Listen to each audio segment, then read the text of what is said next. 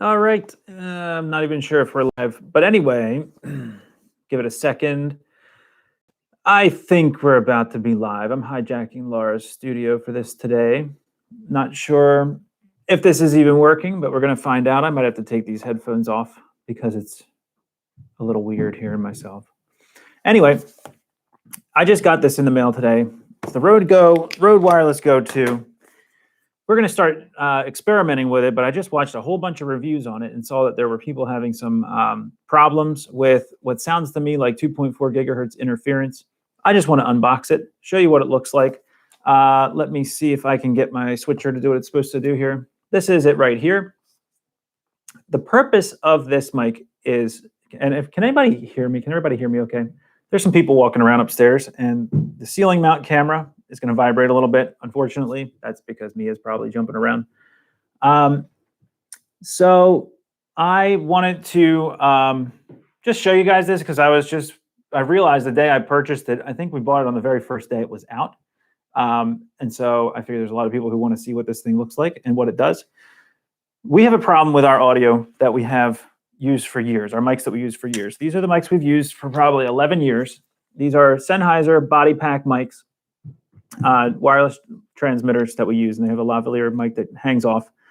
There's things I love about them, and now there's things that I don't love about them. The thing I don't love about them is that these were the 600 megahertz body pack kit, and the 600 megahertz band was sold by the FCC and no longer usable by for wireless mics. So they basically became illegal. So I purchased replacements, and those replacements were picking up static because they're analog transmitter and receiver pairs. So I decided to go with digital mics. So I'll show you a couple of digital mics that I have here, including the one I'm using right now for this live broadcast. I'm using the original Rode for this broadcast. That's what's hooked on my chest right now. I like it, but there's things that I don't like about it, and I'll get into that. But first, for everybody who's here because of the title, they want to see what this looks like on the inside, and I don't know that there's any other unboxing videos of this yet because it's brand new. I'm going to go ahead and open it and talk about it a little bit. I'm not actually going to try it out here on this video. There's a lot of people who've done that already, and like I said, there's some people who have some problems, and I'll explain what those problems are and what they sound like to me.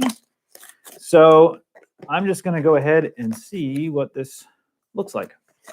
I unbox like 40 things a week in this house for different purposes. Some for Laura in the kitchen, some for my other company. So I'm thinking maybe I should hijack the studio more often and unbox things and see what, show everybody what it looks like. All right. So the reason that this kit is important to us is it solves a problem where you have two people on camera at the same time, and you want clean audio from both of them. This will allow you to do that. It has two transmitters, one receiver. And so let's say you're going live on Instagram, you're going live on YouTube, you're using a cell phone, you only have one input on the bottom of the cell phone.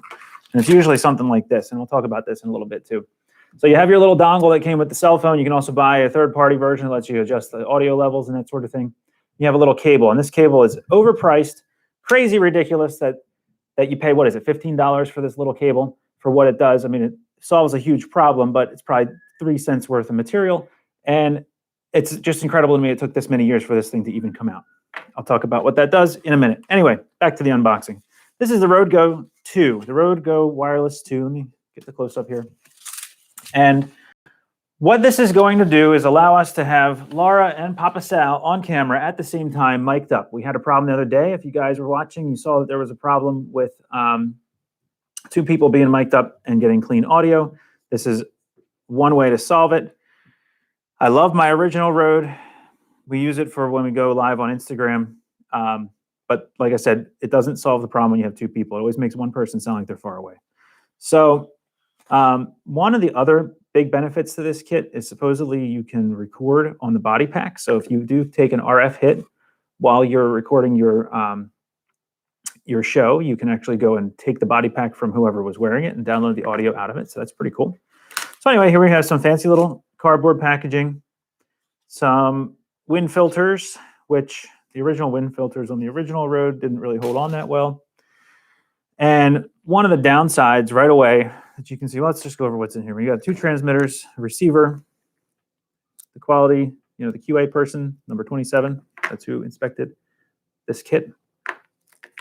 This little wire here that goes between the receiver and your camera. So this is a TRS, tip ring shield, as opposed to a TRRS, where a TRRS would be tip ring shield. That's why you have the 4 pieces of metal there. So it's tip ring shield. This particular one goes TRS to TRRS. This would be for if you wanted to take your mic and plug it into your cell phone. You would need this guy because the cell phone's looking for TRRS and this one. And the output of the mic is TRS. And like I said, why did it take so many years for this thing to come out is beyond me. It's so simple. Now there's a lot of versions of it. USB-C charging cable. I don't know. Not a big fan of the cables that aren't round. I like round cables. The ones that are flat like this, you can kind of only fold them one way. That's not a major deal. With a manual and a carry case. I like that the carrying case this time around is bigger.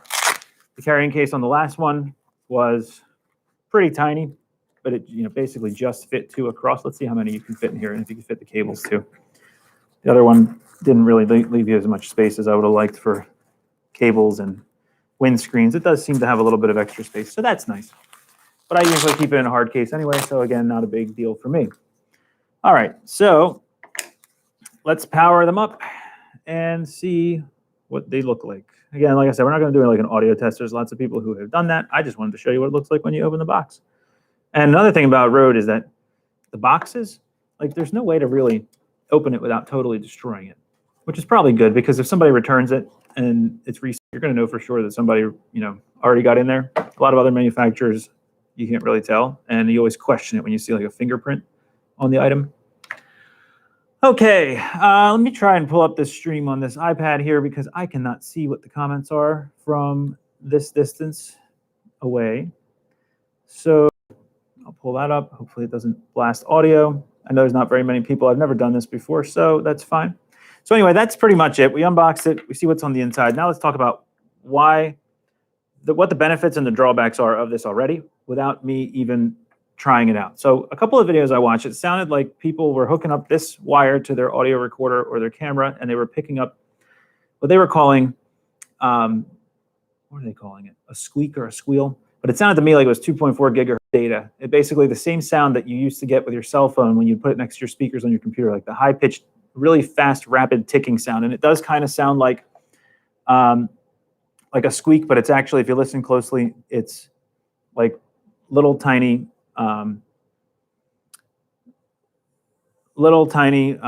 like ticking sounds back to back that kind of do sound like a squeal. So I saw that was a problem in a couple other videos. I'm sure they'll solve it. I doubt it's a hardware problem. I hope it's not a hardware problem, although I always question how in the world do you do hardware design during COVID because you can't really be in the lab and test things. So let's look at the display. I have the original Rode, which is what I'm wearing now, and we'll go ahead and look at the difference between the two. So this is the original display here.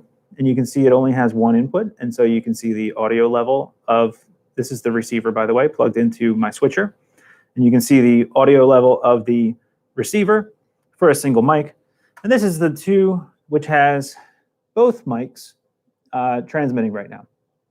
Now, one of the drawbacks to the Rode Wireless Go, both number 1 and number 2, is that you get the body pack, and it has a mic built into it right here.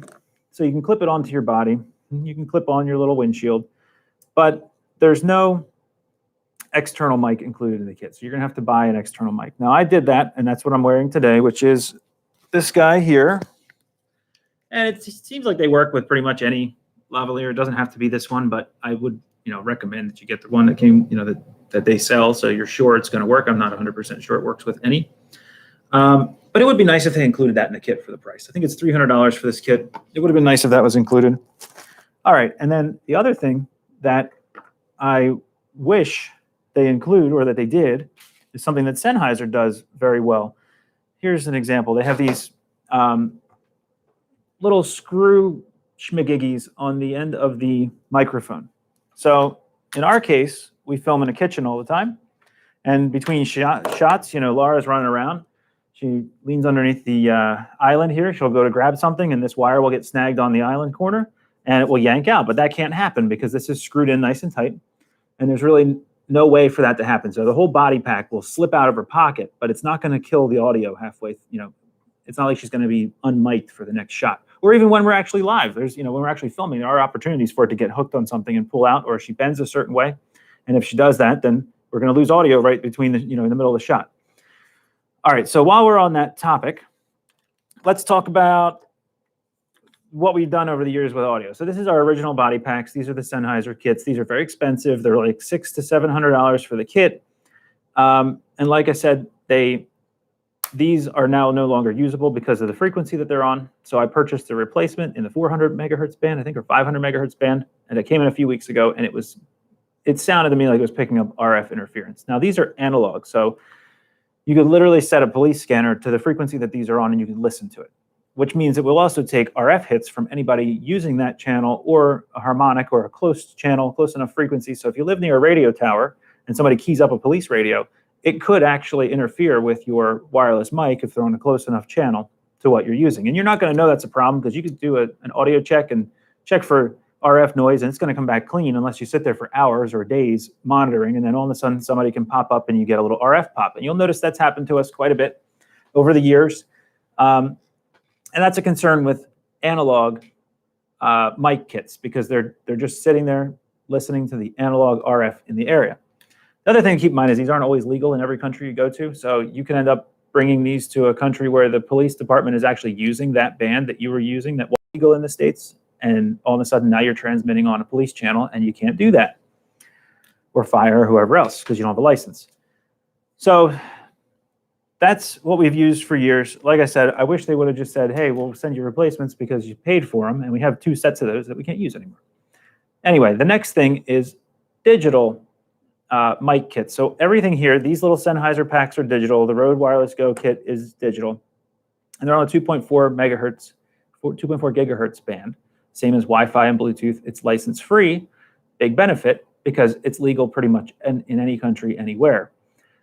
The only problem is that 2.4 gigahertz band is highly used everywhere. Everywhere you go, there's a lot of Wi-Fi being broadcast and Bluetooth being broadcast. And so you are more prone to collisions with these. The good news is they could hop around and not pick up that interference. They could hop channels. I don't know if that's what these guys are doing to prevent that or not, but we just started using these, which are digital Sennheiser 2.4 gigahertz XSWDs, and we are picking up interference. And the thing I love about these is also the thing I hate about them. I love how simple they are. You could smash them into a corner and you're not going to break anything. There's no display.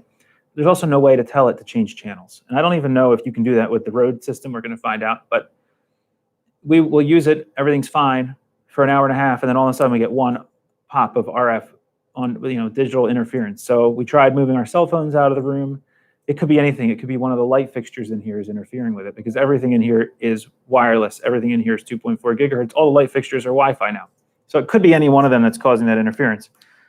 So to solve that, the Rode Go 2 lets you record on the body pack. So the benefit there is this transmits to this.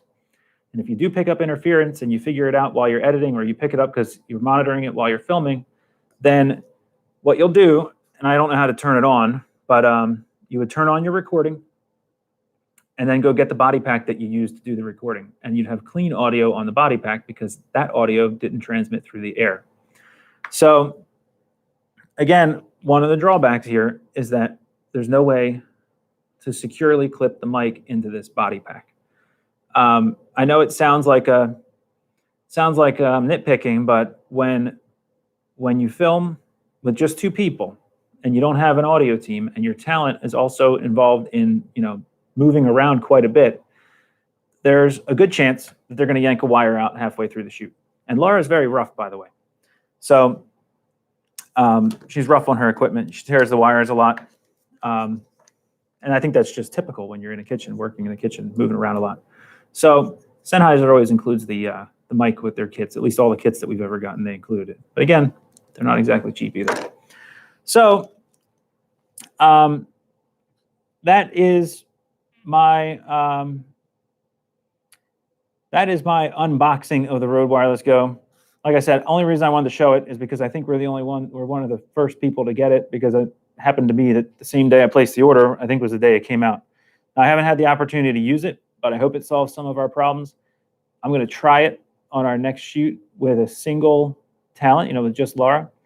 And one other thing to keep in mind with with this two body pack system, two transmitter system, is that even if you're only using it for a one-to-one, where you only have one person that wears it, it's nice to have a second one, and because you can't change the batteries. This is another downside to me. And on these use AA batteries, so you could argue that that's wasteful, and it's a big problem because you're constantly going through AA's or recharging the AA's or whatever it is you do. But halfway through a shoot, when your battery dies, you're not dead. You just replace the batteries. So with this, if her transmitter dies, we have a second one that's always paired up with the receiver, so we can just swap it out halfway through the shoot.